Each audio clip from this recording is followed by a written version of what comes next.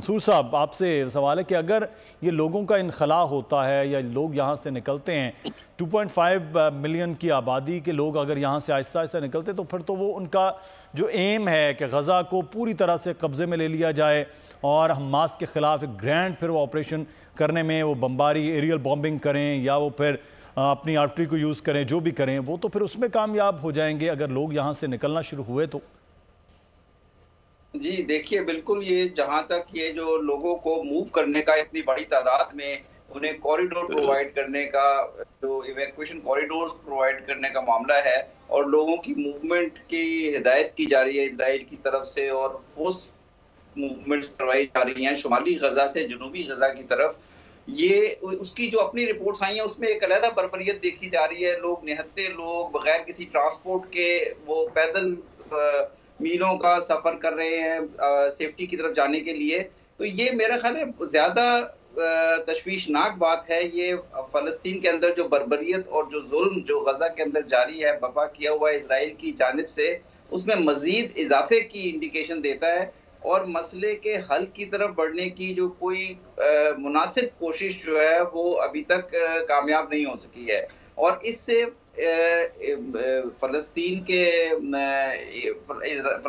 में, इजराइल में और मिडल ईस्ट में इंतशार बढ़ेगा। हमास और फलस्तीनियों की जो रेजिस्टेंस है उसमें इजाफा होगा। इससे हिजबुल्लाह जो है उसकी तरफ से एक्टिविटीज़ में भी इजाफा होगा। ऑलरेडी हमने देखा है कि यूएस की तरफ से सीरिया के अंदर शिद्दत पसंदों के ठिकानों पर बमबारी की गई है। मिडल ईस्ट के अंदर और भी इराक में भी इस तरह की सूरत हाल देखने में आई है। तो मेरा ख्याल है कि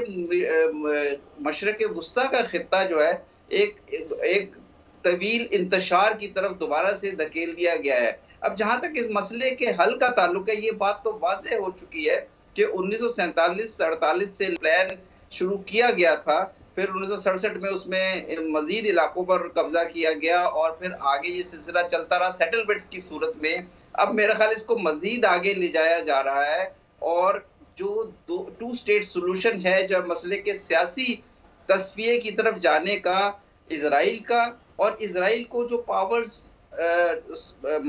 दुनिया की स्ट्रॉन्ग पावर्स जो सपोर्ट कर रही हैं उनका कोई ऐसा मुसम्मम इरादा नजर नहीं आता। इस सूरत में जो इस्लामी दुनिया है, ओआईसी की तंजीम है और अरब लीग हैं, इनको एक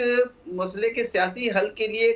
एक मुत्तफ़िका हल पे आना, मुत्तफ़िका डिमांड्स पे आना पड़ेगा, मुत्तफ़िका कंडीशंस पे आना पड़ेगा और इजराइल के खिलाफ इस किस्म की सियासी और इक़्तिसादी पाबंदियों की तरफ जाना पड़ेगा और जो बगैर किसी शर्त के, बगैर किसी हिचकिचाहट के इजराइल के ऊपर डायरेक्टेड होनी चाहिए, ताकि इजराइल का आइंदा चंद बरसों में इजराइल को ये एहसास हो जाए कि उनका सर्वाइवल इस तरह मुमकिन नहीं है, इस जुल्म की पॉलिसी के जरिए मुमकिन नहीं है। ये होने वाली है ओआईसी की समिट, इसमें और अरब लीग में मैं समझता हूँ कि तमाम जो अपनी नेशनल मजबूरियां हैं, नेशनल इंक्लिनेशंस को छोड़कर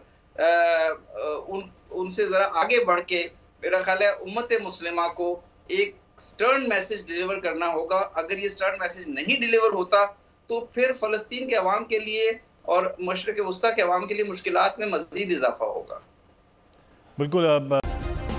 सब्सक्राइब करें और बेल दबाएं ताकि कोई खबर रह न जाए।